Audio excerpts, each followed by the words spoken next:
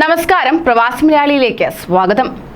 Corona വ്യാപനത്തെ തുടർന്ന് 20 രാജ്യങ്ങളിൽ നിന്നുള്ള വിദേശികൾക്ക് സൗദി അറേബ്യയിലേക്ക് വിലക്കേർപ്പെടുത്തുന്നതിന് പിന്നാലെ നിരവധി പ്രവാസികളാണ് വിവിധ രാജ്യങ്ങളിൽ കുടുങ്ങിയിരിക്കുന്നത്. UAEക്കും വിലക്കേർപ്പെടുത്തിയതിനാൽ ദുബായ് വഴിയുള്ള പ്രവേശനം താൽക്കാലികമായി മുടങ്ങിയിരിക്കുകയാണ്.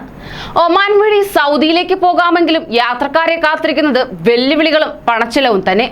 എന്നാൽ ഇതുവഴി സൗദിയിലേക്ക് ഇന്ത്യക്കാർ ഇപ്പോഴും പ്രവേശിക്കുന്നതായി ട്രാവൽ മേഖലയിലുള്ളവർ വ്യക്തമാക്കി. ഇന്നും കഴിഞ്ഞ ദിവസങ്ങളിലുമെല്ലാം ഒമാനിൽ 14 ദിവസം ക്വാറന്റൈനിൽ കഴിഞ്ഞ പ്രവാസികൾ സൗദിയിലേക്ക് പ്രവേശിച്ചതായി കോട്ടക്കൽ ഖയർ ട്രാവൽസ് മാനേജർ ബഷീർ ഒരു പ്രമുഖ മാധ്യമത്തോട് പറയുകയുണ്ടായി. ഇന്ത്യയിൽ നിന്നും UAEയിൽ നിന്നും സൗദിയിലേക്ക് യാത്രാ വിലക്ക് ഏർപ്പെടുത്തിയ സാഹചര്യത്തിൽ ഒമാൻ വഴി ഇന്ത്യക്കാർക്ക് യാത്ര സാധ്യമാകുമോ എന്ന ആശങ്കയാണ് ഇതോടെ അവസാനിച്ചിരിക്കുന്നത്. സാധാരണക്കാരായ പ്രവാസികളെ കൂടി പരിഗണിച്ച് അനുയോജ്യമായ കുറഞ്ഞ പാക്കേജുകൾ ട്രാവൽ ഏജന്റുമാർ ഒരുക്കിയാൽ അത് ആയിരക്കണക്കിന് ആളുകൾക്ക് ഗുണകരമായേക്കുമെന്നാണ് സൂചന. ഒമാൻ വഴി സൗദിയിലേക്ക് ഇന്ത്യക്കാർ ഇപ്പോഴും പ്രവേശിക്കുന്നതായി റിപ്പോർട്ടുകളുണ്ട്. ഒമാൻ വഴി സൗദിയിലേക്ക് പോകാനായി യാത്രക്കാർ ചില കടമ്പകൾ കടക്കേണ്ടതായുമുണ്ട്.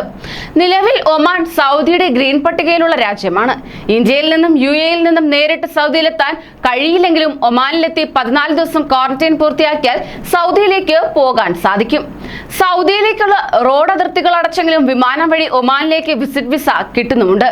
എന്നാൽ താമസത്തിനും പരിശോധനയ്ക്കും ടിക്കറ്റിനുമായി വൻതുക ചെലവാകുന്നതായിരിക്കും. ഈ സാധ്യത പ്രയോജനപ്പെടുത്തി നിരവധി പേരാണ് പോകാൻ താല്പര്യപ്പെടുന്നതെന്നും ട്രാവൽ രംഗത്തുള്ളവർ വ്യക്തമാക്കുന്നു. എന്നാൽ നിരവധി പേർ ഒമാനിൽ കുടുങ്ങിക്കിടക്കുന്നതിനാലും യാത്രാ പ്രോട്ടോകോളുകൾ ഇടയ്ക്ക് മാറ്റുന്നതിനാലും ഒമാൻ വഴിയുള്ള സൗദി യാത്രയും എത്ര കാലത്തേക്ക് സാധ്യമാകുമെന്ന കാര്യത്തിൽ ആശങ്ക നിലനിൽക്കുകയാണ് ചെയ്യുന്നത്. കൂടുതൽ പ്രവാസി വാർത്തകൾക്കായി ഈ ചാനൽ സബ്സ്ക്രൈബ് ചെയ്യൂ.